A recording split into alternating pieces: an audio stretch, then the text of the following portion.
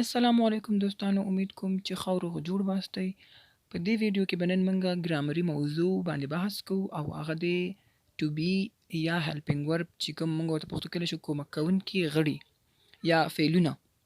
ټو بي چې دی موږ د یو شي یا د یو شخص د پیژندلو لپاره کارو چې موږ وکړی شو هغه په اسانۍ سره وپیژندلی شو او د دې ټو بي نه بغیر جمله نامکمله ده، هغه هیڅ معنا نه ورکوي. او د ټو بي غړي چې کوم دي هغه از ام آر دی. دا درې واړه هیلپینګ وربز دي. ټول نه وړاندې از چې د یو شي یا د یو شخص لپاره کارول کیږي چې هغه موږ ته راوپېژني. لکه مثال علي از ا بوی، علي یو هلک دی، دا موږ ته شخص راپېژني. this is a book، دا یو کتاب دی، دا موږ ته د یو څیز راپېژندنه کوي. یا هی شي اټ هم موږ سره کارولی شو چې از دې سره لګول کیږي. هی شي از چې دا مذکر دی یعنی سنګولر دی، دې سره هم از کارول کیږي.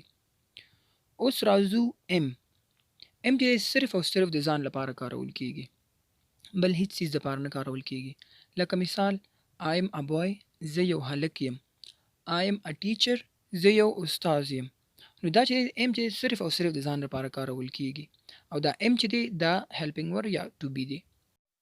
او اوس هم آر چې د یو څو اشخاصو یا د څو شیانو د پیژندنې لپاره کارول کیږي چې هغه دوه وي یا دوه څخه زیات وي، که هغه نومونه وي که هغه ځایونه وي، هغې نه وروسته به چې دی آر کارول کیږي. مثال they are boys، هغه هلکان دي یا دا هلکان دي.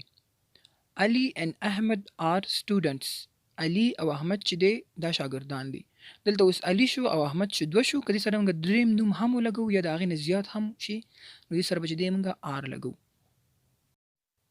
او آر چې دی یو آر سره هم لګول کیږي، یعنی یو آر ته او یو آر تاسې. یو چې دی د تا او تاسې دواړو لپاره، مذکر او مؤنث دواړو لپاره کارول کیږي، نو ځکه دې سره موږ آر استفاده کوو یا موږ سره لیکو.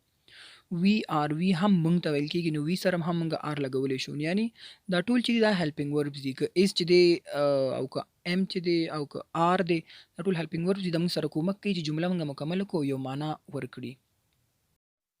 اوس تاسو کولی شئ چې کتابچه راواخلئ او د ایز ام آر کې نور زیات مثالونه هم ځان نه جوړ کړئ او په هغې باندې پریکټس وکړئ. امید کوم چې دې ویډیو به تاسو سره لږ ډېر کومک کړی وي. دا یو ګرامري موضوع چې تاسو سره ما شیر کړله او تاسو ترې فایده اخیستې وي. مننه کوم د کتلو نه، او که چې زموږ ویډیوګانې مو خوښېږي نو کوشش وکړئ چې سبسکرایب کړئ او لایک وکړئ چې تر څو زه تاسو ته نور ویډیوګانې هم جوړې کړم. مننه.